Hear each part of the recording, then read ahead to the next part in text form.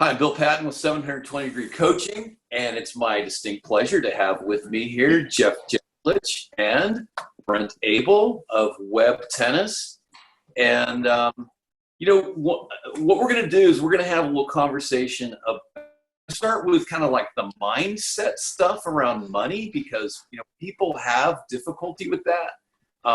We're also going to talk about the rare opportunity that you have to establish something new right now. And Brent, one of the, I don't know why Jeff's here, but Jeff's probably got some smart stuff to say. He said some smart stuff, which was encouraging. I appreciate that.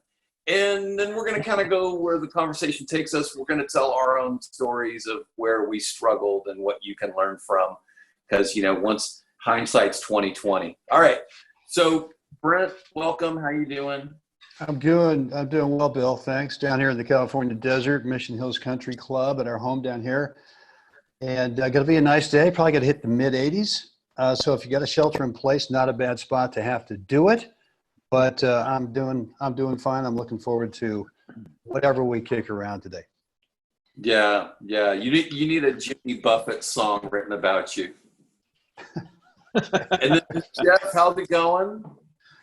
It's going good. I'm sheltering in place here in Modesto at the moment.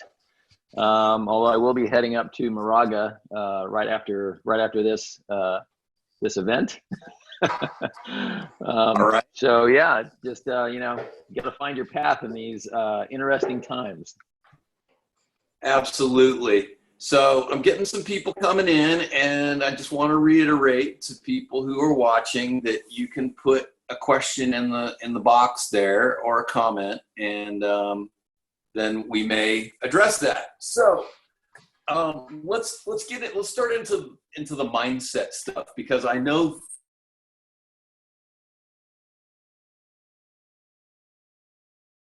to resistance.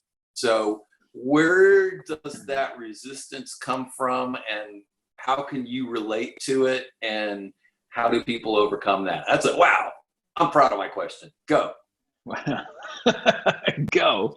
God, I knocked over backwards on that one, Jeff. Well, let me tell you why Jeff Jacklic is here, Bill, is because he and I, for just about all of 2019 and well into the early part of this year, he and I had a daily podcast, the Gold Ball Hunting daily podcast. We were talking about the realities of basically how to win matches, as opposed to, well, here's how to get more topspin. Here's how to do all this other stuff that really doesn't relate to winning. And so Jeff and I actually produced a daily podcast, 365 episodes. And it was really an interesting process, an interesting time.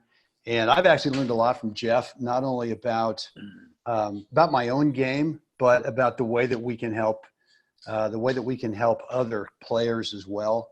And so it was really good time. So I'm glad Jeff's here, because he really does bring a lot to not only the discussion of coaching and playing and all that stuff, but he's deep into the weeds right now about how does he take his knowledge, his tennis expertise, and be able to actually throw value out there, create value for tennis players where he's off the court, and being able to be earning, whether it's a side income or a full-time income like I'm doing.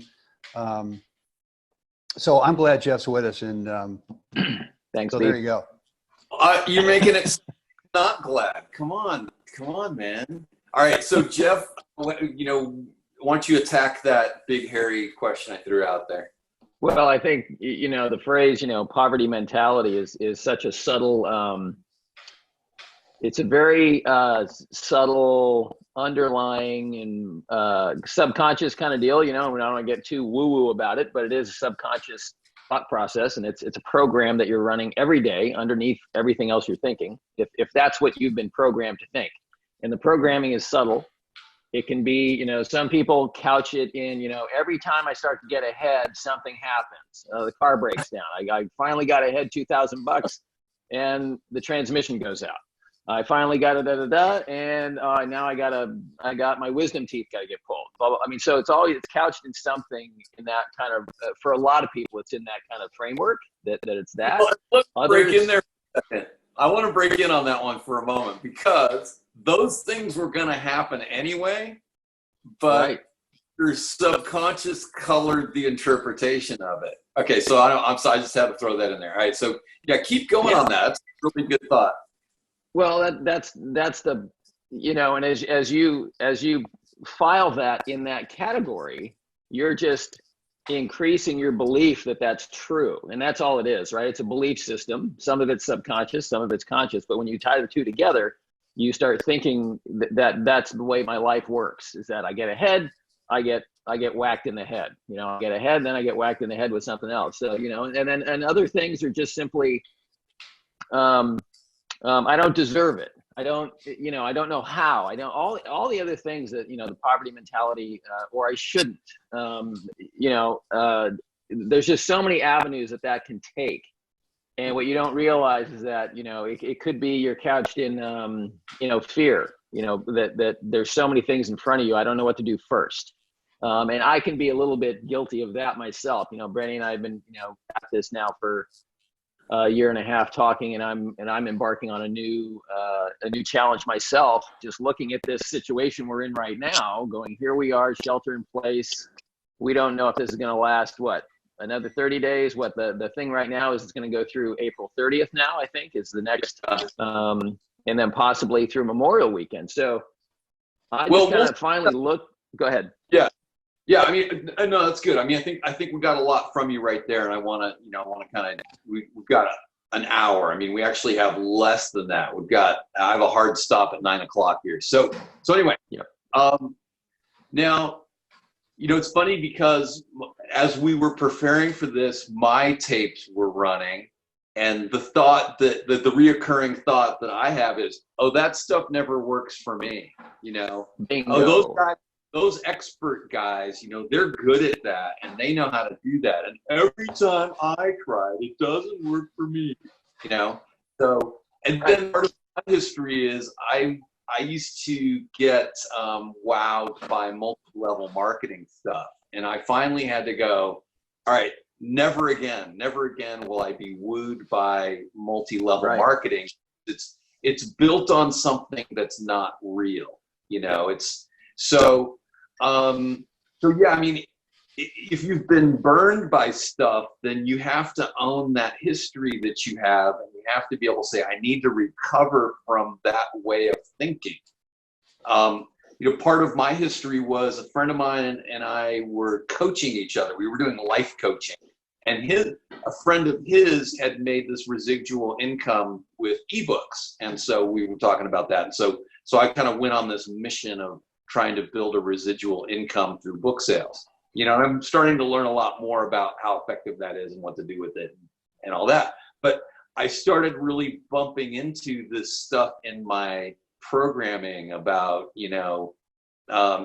really challenged my narcissism and my latent perfectionism, because I was afraid that if I put something out there that I would be exposed as a fraud. And I'm 30 years in and I haven't been exposed as a fraud yet.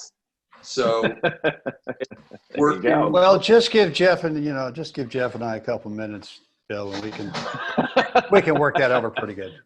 All right. No, I appreciate that, Brent. Thanks for being there for me. You're welcome, man. Great service you provide. All right, now we should probably shift to some practical stuff like right away. I mean, I think bottom line, there's a myriad of issues that people have internally, and I think any one of the three of us would be happy to talk with people about helping them understand those issues. But it would take 10 hours to talk about all of that. So, Brent, where do we go with beginning to get practical here? Yeah. Well, I'm going to share my 2-minute story here with you first to kind of set it up. And then I think it will, because I actually wanted to jump in on your question, which was around the money mindset. I never really had a problem with, So I started, as so many of us did, Bill, I started teaching tennis back when I was, somewhere in my 20s. And back then it was fun. It was easy. I really didn't have any ambition at that point to be making a ton of money. I wasn't thinking career. I wasn't thinking family and kids and all that kind of stuff. And so I got going and I didn't realize in the beginning that this is a limiting source of income, trading time for dollars on the teaching court. And as we were talking about before we got on Facebook here, is if you teach tennis in Northern California, for example, there's so many different reasons why you can't teach a lesson on that day, which is, rain. We've got very few courts, very few indoor courts in Northern California, so you can get rained out. If you go on vacation, you can't make money. If one of your kids is sick, you can't make money. You got to stay home. If you're sick, you can't make money. All these different reasons, and now we got the ultimate, which is a pandemic, sheltering in place. You cannot go out. Now, I see some people doing it, and it kind of pisses me off a little bit because I think it's not good. But so my story was back when I turned 50 years old. Eventually, over time, got going. It was great. It was fun. And all of a sudden, raising a family. And by then, I'd been in it long enough where that was my only skill. My only skill at that point was, well, I gotta find a balance here between being a dad, being a husband, and trying to make enough money to support this whole thing. And just like Jeff was saying, the only way to do that was to teach more, do this, try to raise prices. That was always tough. Sometimes the clubs were saying, well, you can't raise your price past that. That's it. Well, look, I got supply and demand here. People are asking for more. So anyway, so eventually when I turned 50, that was in 1998, I sort of had this epiphany, which was, God dang it, I'm not sure I want to be feeding balls for the rest of my life, because right now I am living pretty much month to month. Sure, we could get, ahead a little bit and take vacations and stuff like that. But at the end of the day, was I pulling down enough money to support living in Moraga, California, commuting back and forth to clubs and all this kind of stuff, and being able to put enough money to be able to invest and actually have some money working for me? And the answer was no. And so my thought when I turned 50 was, well, I don't want to be doing this for the rest of my life because I can see where this is going. I'm going to have to do this forever. And then number two is physically, because I had now taken my teaching load up to, it was around 40 hours a week. And when you're 50 years old, 40 hours a week is complete and utter just crushing of the spinal column. And so, and plus, you know what? I really wanted to start playing a little bit too. I wanted to start doing some training and playing some tournaments and this kind of stuff. So I looked around what was available. 1998, I didn't, like you, I really wasn't an author. I didn't know how to write a book. I didn't really, trying to make a video was kind of, well, I can't remember what was it, DVD. Now, it wasn't even DVDs back then. I think it was VHS or something like that. And so I just said, what can I do off the court to supplement my income, if nothing else, and start saving some money? And there was this thing called the internet that was starting to get some legs. And, back then we had no idea. And I know this has gone way over 2 minutes, Bill. Sorry. I had no idea. I had no idea that quality. Keep going. All right. Okay, keep going. Matt. So I really, I don't think anyone else in 1998 had any idea if there was a commercial application for taking your knowledge, your expertise, especially in tennis, and somehow putting it out there online. I mean, we had no video. There was audio, but it was real choppy. And so over the course of the next, I guess 1999, I got my first domain, webtennis.net. .com was not available. Some guy in South America was cyber squatting on webtennis.com, which over the years I finally got it from him. But it was a self-taught thing over about 6 or 7 years, to where I was at the Cal Club in San Francisco and finally said, you know what? I think if I go full-time with this thing, I can at least replace what I'm doing here at the Cal Club. And so I just raised my hand and said, guys, I've loved it here, but I'm going to go home and work full-time from home. And so I did that a couple of years later. I was making 6 figures and had replaced my Cal Club head tennis pro, tennis director salary, and all that stuff. And, for me, it's been not looking back. I mean, I don't ever want to be an employee again. And so, and not that I didn't love teaching. I love the whole thing about teaching. I love interacting with people and the members and all that kind of stuff. But I think what I've learned over all these years, and it's been 20 years, really, actually, this is my 21st year, is that trying to duplicate what I've done and what guys like Will Hamilton have done, and Ian Westerman and Jeff Salzenstein and Jim McLennan, and all these guys, and there's so many guys now online who have kind of taken the route that I took, which was to build a website, which is to, do some online marketing, all this kind of stuff, build their own courses, get a merchant account. It's not easy. It's not easy. I'll tell you that. And, well, and so, yeah. So, I mean, but right now, I mean, this is why there's a unique opportunity right now, because most people are on hold. And if you're sitting there on the couch in your underwear, and you're drinking before noon, knock it off, right? And, get with the program. I mean, you can, to some degree, create an income here. Yeah, right? no, there's no question. I mean, with the tools that we've got now, which we didn't have 20 years ago, I mean, the easiest way to start is with this thing called affiliate marketing. And affiliate marketing is where you simply recommend someone else's product or service or course or whatever it is, even if it is an MLM, which is just affiliate marketing. All that you're doing is recommending a product or some kind of an income opportunity. But whatever it is, affiliate marketing is really the easiest way to go, because you don't have to build your own product. You don't have to have customer service. That's done by whoever has got the product that you're recommending. They're transacting all the sales. You don't need any kind of merchant account. And there's lots of different opportunities. I mean, look at Amazon. Amazon's like the ultimate affiliate marketing opportunity. Unfortunately, with Amazon, the commissions they pay are so small, you've got to have massive volume. Let's get into, how do people do affiliate marketing?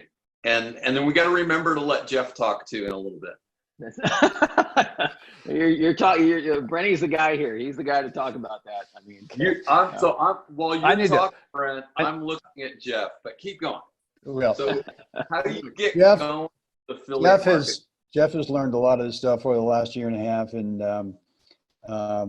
no, he's really become, dare I say, an expert in so many areas of this whole online stay at home, make money deal.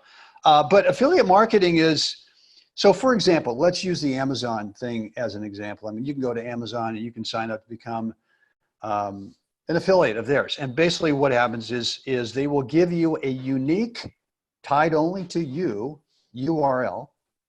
And you can go and put that if you find let's keep it to tennis. If you find a tennis shoe or a tennis racket or a tennis trainer or a ball machine or whatever it is that's sold on Amazon, you could actually do a quick little review, or you could do whatever you want to do and say, hey, look, I highly recommend this product.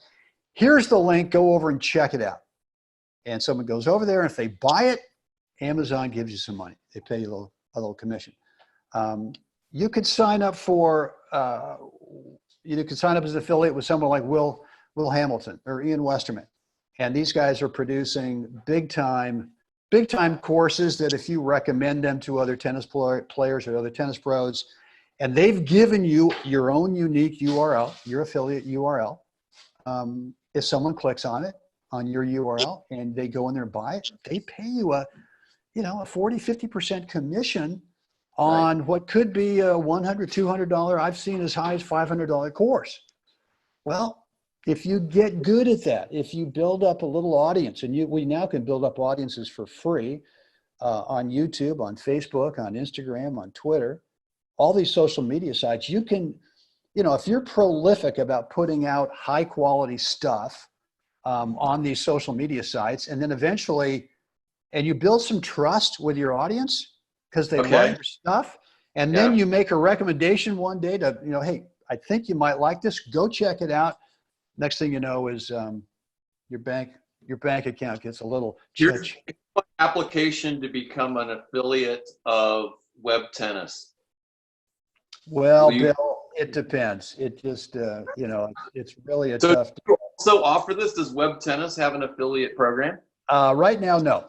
I mean, I've done affiliate marketing before, but look, if you love my stuff, and here's something that Jeff and I have talked about.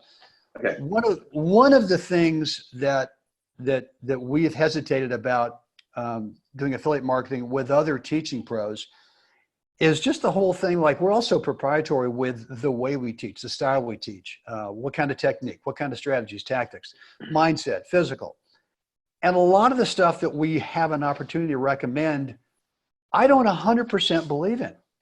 And so I am not going to go out there and recommend something that I'm not, oh my God, you've got to go check this out. No, that's good. You know, so yeah. And so, I guess that's why I'm saying I don't have a Web Tennis affiliate program because, well, I do think I think Jeff and I've got the best stuff. So there right. You go. Well, of course. So Jeff, take us into some practical steps of what somebody can start doing today to begin the process of developing an online marketing platform. Well, you need to be educated, right? You need some education and you need practical application, not just theory. So Brent introduced me into .com secrets, expert secrets. There's traffic secrets, all from the same author, Russell Brunson. And every level that you go through his stuff, you can get personal training. And there are people that have used just the books and then have produced their own stuff and been highly successful. And then there's those that have, you've got to decide what you're good at, what you're not good at, right? So I've decided that I'm really not good. I can do it, but I'm not quick at it. I have trouble seeing the logic train in it, even though I understand it really well.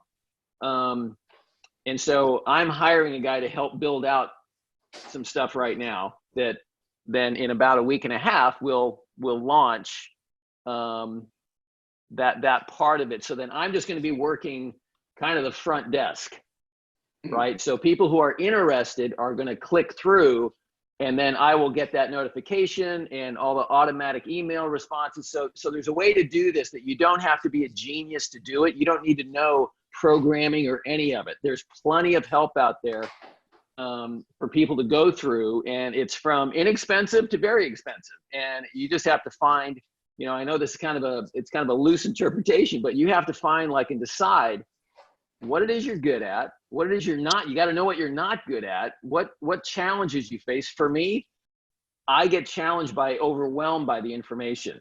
And that's just an honest description. Brenny can back that up 100%. We talk all the time.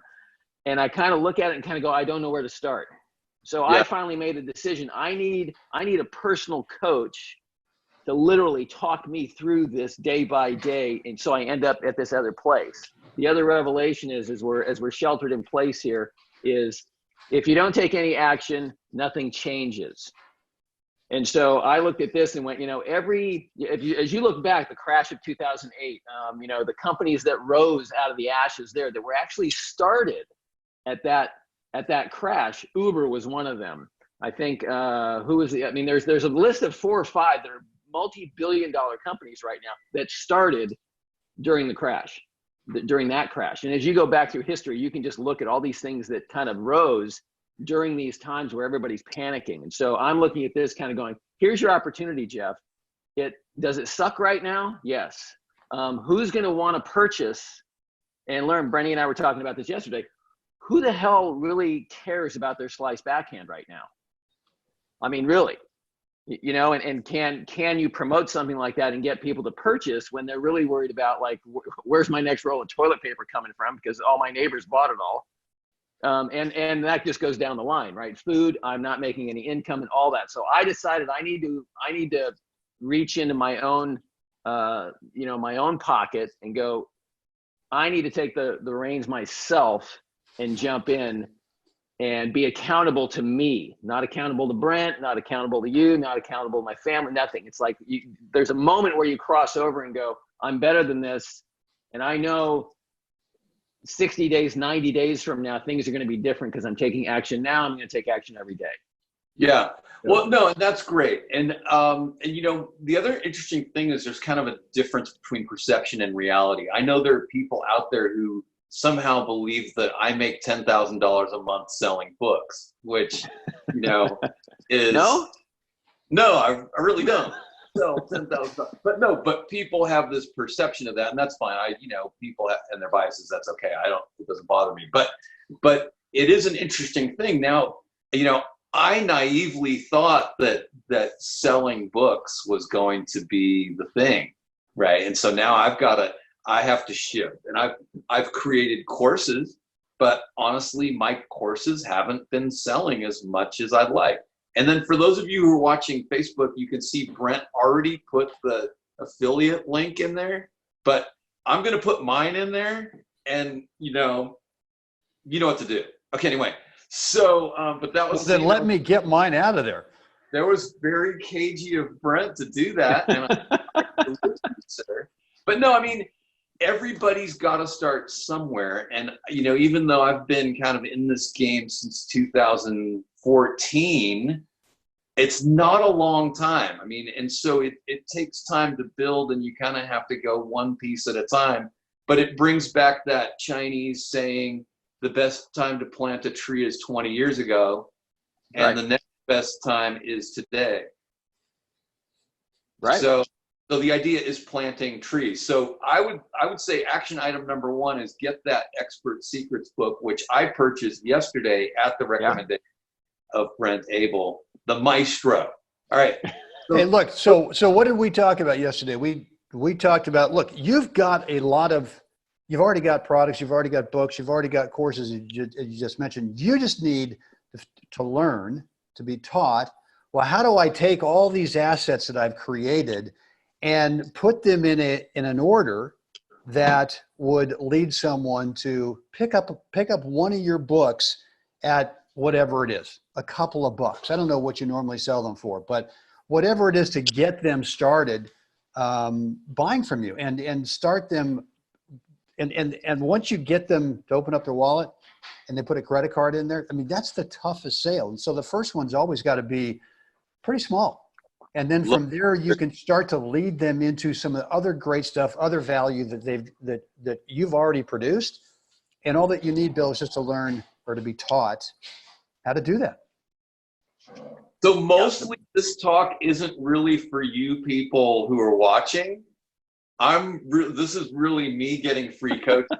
So no, this is not only you, Bill. This is not only you, Bill. I'm the poster child for having spent a career on the tennis court, and here at 60, kind of going, okay, what now?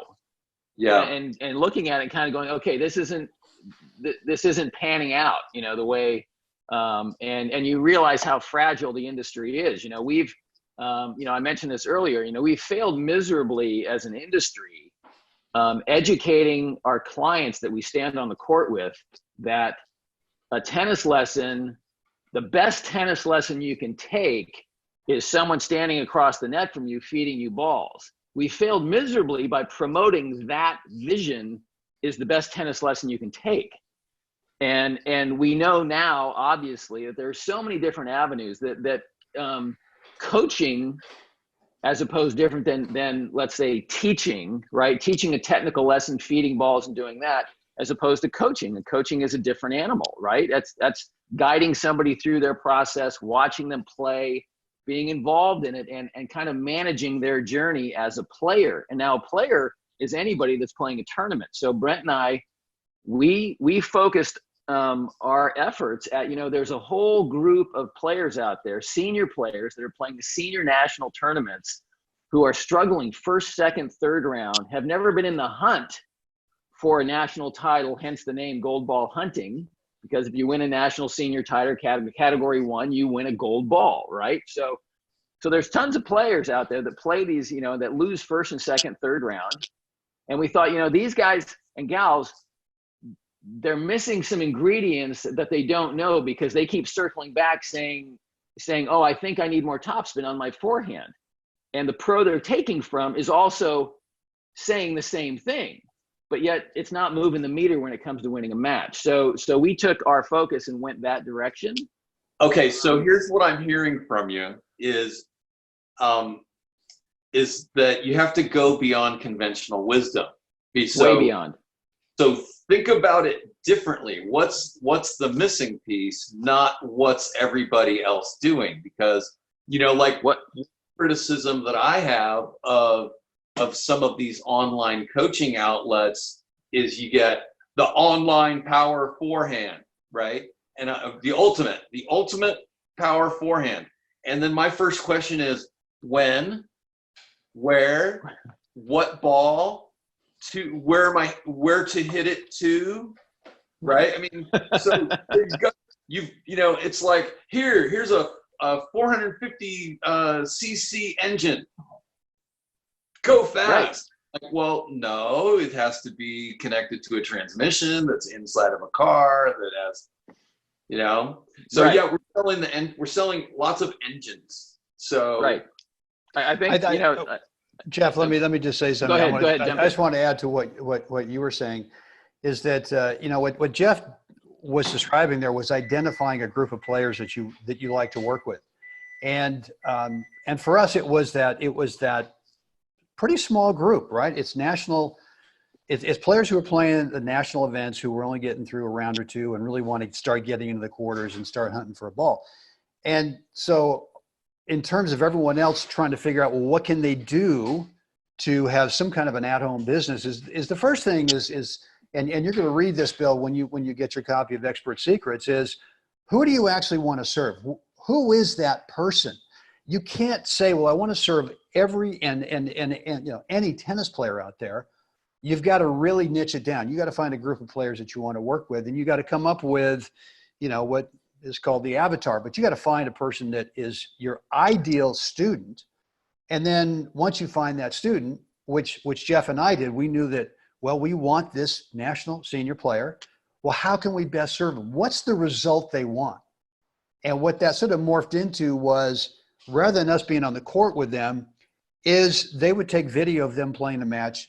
We would get onto, and you can do this yourself, Bill, and we would get onto a Zoom call with them and share the screen, show them some points, cherry pick a few points out of their match, and go, here's what you really need to do a whole lot more of. mm-hmm. Because, and here's the other thing, I know why you're trying to do this, but you need to stop that because it's not winning you points, right? And so that's what we've been doing.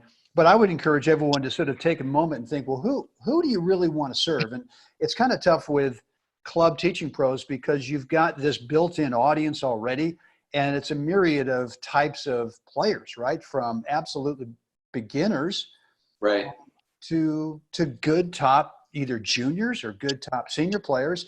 And so that's kind of a recipe right there to think that, well, I want to sort of take my club situation and go ahead and do that online, as opposed to who's that one person that you really want to serve out there? Right. Well, and a lot of people make the mistake of being glory hounds, and they have a interesting notion that they're going to be a high performance coach and they want to develop a class player. But there are just so few people, that at that level ready to consume that stuff. But then what ends up happening is the wrong people get a hold of the jet fuel, and they're trying to put jet fuel in their Pinto, Well, right. So what we really need to do is make more low price 87 octane gas, because that goes in that Pinto. So let me finish my point though. So what I would say is find a niche that's not that. Find a big chunk of people. And if you do a lot of stuff for 3.0, 3.5 players, there's a lot there. I really love to go beginner to 2.5, and I'm trying to train more coach. My niche is the coach who wants to succeed better with beginning players up to 2.5. Because if we get more players in that category that successfully make it to 2.5, the game will grow immensely. Sorry, Jeff, I was stomping all over. Well, you just said so. Then your niche, Bill, is going to be coaches. Yeah, Sounds to me it's not going to be players. It's going to be coaches and help them with that group that you just described. Yeah. Right. Sorry, Jeff. I think that's it's a big, it's a blind spot for our industry that, when, Bill, you've been to the conferences, the USPTA conferences, Brenny, we've seen each other there and sat through all kinds of on-court demonstrations, and then sitting in the classroom and watching all this stuff. And it always circles back to the hyper technical, here's some new twist on a drill and all of that. And yet the reality is that we're standing on a court with, and I don't mean this to be, it's not disrespectful whatsoever. It's the reality of what we look at. And my epiphany came about 10 years ago when I entered back into the teaching world. And that is, I'm looking at all these players, 3-0 to 4-5 even, all trying to do something that they don't have the skill set to do. And yet they're being told every day, here we got a group of 3-5 women, let's say, even 3-5 men. Well, you got to hit your big serve, then you got to crash the net in doubles, then you got to, the team that comes to the net, but then the big complaint is, yeah, but they keep lobbing over our heads.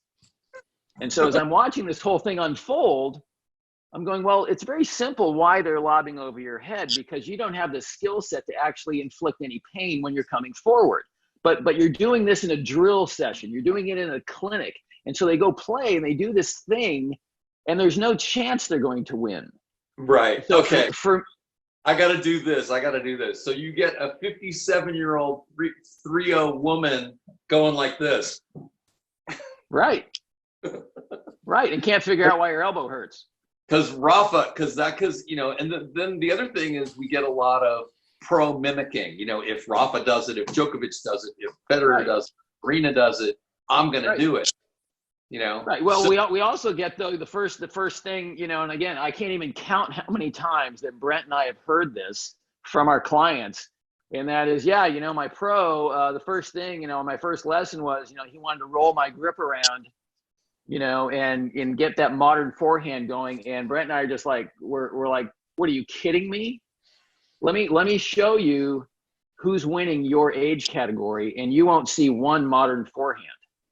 Yeah. You're gonna see this beautiful, so anyway, so I'm gonna go ahead. I want to kind of frame this because I think there is a point that's being made here, but it's not explicit. So I just want to put it right out there, is that when you create something, it has to be applicable to a wide audience, or it has to be scalable and personalizable to a person. And I'll give you an example. I had a kid, and he wanted to have Federer's forehand, Nadal's backhand, Andy Roddick's serve, and so he was this Frankenstein monster. But then next week he wants Nadal's forehand and Djokovic's backhand and Raonic's serve. So it sounds like a multiple personality issue. I'm like, well, no, it sounds like an annuity for the pro. That thing's going to go on forever. Okay. Yeah. So there's another way to make money, Bill, right there. Let them fail for a long period of time is a really good way to create a stream of income. But anyway, so I had to pull the kid aside. I'm like, look, I'm not here teaching you to play like anybody. I want you to learn how to hit your shots. So if we help people discover how to play like themselves, because Djokovic doesn't play like Federer, who doesn't play like Nadal. Right. Well, how do we miss that? Well, that's been the whole thing with gold ball hunting that Jeff and I focused on all of last year, is how do we help these guys move away from, these guys and gals, how do we help them move away from this thinking that they've been indoctrinated with forever, which is it's all about stroke technique. And it's never really about winning. And there's so many different ways, as you know, Bill, there's so many different ways to win a tennis match that, I mean, you can take, we call them pushers, but look, it's a brilliant strategy to not give someone pace, to just kind of be a rabbit that can run around all day. I don't care what you call them, but it's a really great strategy that works and that wins matches. Not that we're promoting pushing, But what Jeff and I were doing is going, look, there are times when you may have to do a little push, right? There may be times when you've got to, my A game's not working today. All right. And we get that all the time with our students. Basically, can you guys help me get this lockdown, total guarantee, never fail forehand? And we go, no, we can't. But I'm sure there's someone out there that can sell you on that. So you got to deal with reality. And that's what we've been trying to do online with our business is finding ways that we can do this off the teaching court to help players win more matches in that specific group. And I disagree a little bit with you, Bill, about you talking about you got to cast a wide net. If you get too wide, you know what, you've just plain vanillaed the message so much that I would encourage you to really, and you've already done that. You've already said, I want to help coaches who are working with the 2-0, 2-5, 3-0 players, and I want to help them understand, teach them how to make that group have more fun in the court, whatever it is. So you've already niched it down. That's not a wide net. That's right. That's a pretty small group of players. And I'm telling that's a great clarification. Yeah. And I mean, so I was hoping to not make it too wide, but good clarification there for sure. In fact, I'm going to be doing a call on how to teach better tennis. And I think what I'm going to do is I'm going to make it how to be more successful taking beginners to 2.5. Absolutely. Really make it clear, make it really specific. The wider that the net goes, Bill, then it becomes Diet Bill, not like Diet Coke. You don't want Diet Bill. I want Bill. I want what's inside between your ears and what for how it's applicable to me. Not like Brenny said, not a watered down version that's going to appeal to everybody. You can't worry about. You can't give a crap what anybody thinks. You got it. What do you believe? Who's your, as Brent said, who's your ideal client and who do you want to serve? Right. So the other thing that I'm going through now, but it's been this journey of mentally shifting the way I think, is that when it comes to this tennis and trying to come up with another way to make a living at it, is that especially for me, I'm just going to express my problem, was I kept thinking tennis had to be the vehicle, because I immediately want to start teaching. Somebody asked me a question about tennis, I immediately want to start teaching. And so what I had to do is I got to wait a second here. I need to shift this. And Brenny was very, very helpful in this, helping me understand I need to let them tell me their story and really hear what's bothering them. It's not really their forehand. They're actually talking about something else here, right? So in that process, this journey that I'm embarking on now, that I'm having help with, it's going to help people playing tennis, but it's not a tennis product. Okay. So you know what I mean? So we've got to be able to break out of that process and get where can I actually get, go ahead. Okay, no, so this is good. I'm trying to because I think the three of us it's a kind of a fuzzy conversation. There's a lot of good stuff here, but I want to make it a little more concrete. So get into affiliate marketing, find a niche, listen to what the real issues are, because if your product doesn't address what the real issues are, then you're not really being effective. What's another really practical step? In a practical step in terms of that process you talked about with affiliate marketing? Well, on getting, creating more online marketing of products or creating those products. That's really it. You can either do affiliate marketing where you're recommending someone else's stuff, okay. Or you can start doing your own. Like you've already got books. Look, how easy is it to get in front of your phone now and actually record some stuff? And whether you're on the teaching court or whether you're just blabbing away in front of your phone, there's lots of ways to create content that you can sell, that you can offer for sale. Well, not only that, but now the apps for speech to text have improved dramatically. There's a really good program, which I'll share in the notes, and do an affiliate something, hopefully, where you can talk into your phone and then press boop, and then it will spit out that text, and with very minimal mistakes. So you could write a book by talking into your phone. Without a doubt. So Jeff and I, we recorded every one of our 365 episodes through Zoom. It was a video. And then, and we made 2 different versions. We could have made a 3rd version, which was a transcription, which was a PDF text. But we always put out there that, and we have a YouTube channel, and we have a podcast that shows up on iTunes and Stitcher. And I would take the recording from the Zoom video, and I would save that as a video file. And then I just strip out the video and just save it as an audio file. So you can do one recording, and right there you can get 3 different versions of that, depending on how that person wants to consume it. But in terms of how else can you make money besides affiliate marketing right now, it gets a little bit more detailed, and something that you and I are going to work on about how do you set up the assets that you've already created.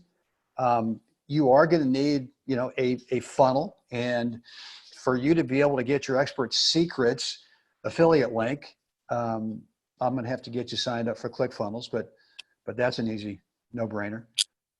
So look, and I think the other thing too, Bill, is that we don't really have enough time right here to kind of go into individually what someone would like to do. I'm going to put it out there that if they want to contact me or contact Jeff or both of us, I'm happy to get on calls with people and just see where they're at, what they want to do, whether you've got a car payment or rent or mortgage, or you're trying to build up a little something for kids' college, whatever it is.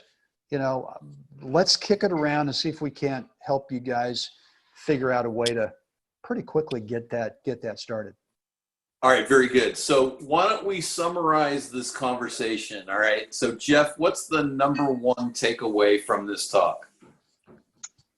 Number 1 for me is you've got to, not to be cliche, but look outside the box. You actually have to step back and be honest about the landscape that you're teaching in, because all I hear now, at the last conference was, you can be certified in this, you can be certified in this, you can be certified in all these other things. And they all require that you stand on the court, right? They all require the hourly function of what it is that new certification is. And so for me, I looked at it and went, well, this isn't helping. This isn't, part of that. So for me, it's about, what are the other avenues, as in, affiliate marketing or producing something yourself, or what other product is there that I can promote that actually will help my tennis people, right? So that's not one thing, but it is a statement. Okay. So what I'm hearing there is base your stuff on the reality of what helps. There is no time like the present right now than to be brutally honest with yourself. And it's ugly. Yeah. To be honest with yourself and look at it and kind of go, I can do better in this area. I can do better in this area. It just, and so once you do that, again, it has to, here's the old cliche saying, it's not a good idea until it's your idea. So I just crossed over that threshold. All right, Brent, what's another really strong takeaway from today? Yeah, I would say that everyone, I'm hoping, is getting an epiphany that this does not have to be solely a trade time for dollars income opportunity with teaching tennis. There's several other ways that you can do this off the court. And, we look at some of the online tennis teaching websites, and it's a big time production. You don't have to do that. That's not what you have to do. And I know some of these guys want to convince you that, they're the greatest thing of all time. And look, they've been in it a long time. They've made a boatload of money doing it. But there are other ways to take your tennis expertise, your tennis knowledge, and dispense it out there without having to be on the teaching court. And Jeff and I have talked about this for a long time. We want to help our brothers and sisters, our tennis teaching pro colleagues. If nothing else, like I said before, pay for, make a car payment, take that off the table whatever it is. Or maybe it's something that you really want to get into and learn how to make a full-time gig out of it and get off the board, save your body, and there you go. Well, yeah, I mean, if you made it an investment of somewhere south of $1,000, you would get a lot of benefit from that. I mean, buying that book was a no-brainer, and I'll tell you what, as soon as that thing comes, that's going to be my number one mission, is reading that thing cover to cover. And then, you know, and as soon as I have a strong action item I can do, like right now, I'm going to do that right now and not delay, because I've got time. And, you know, we all have a lot of time right now that we can use to work on stuff. So wait a second, I got to do this. So get to work. You know, that's my final thought. Get to work on building something. Find a something and build it. Any final words before we wrap up? God, I think, well, listen, I want to thank you for hosting this, Bill. I think this is great. And Jeff and I have talked about this for a long time. What can we do? And this is a great start in terms of helping our fellow colleagues in the tennis industry. So look, and this is not as hard as it may sound. It's pretty darn easy once, and just like Jeff's been saying, once you understand how this works, this is not brain surgery. This is really simple. And Jeff. I think it is. It's not brain surgery, but you do have to change the way you see the landscape. So affiliate marketing is a great way. And anything that, like, is there some sort of product that you use right now? You know, do you use bands, certain exercise bands that you love?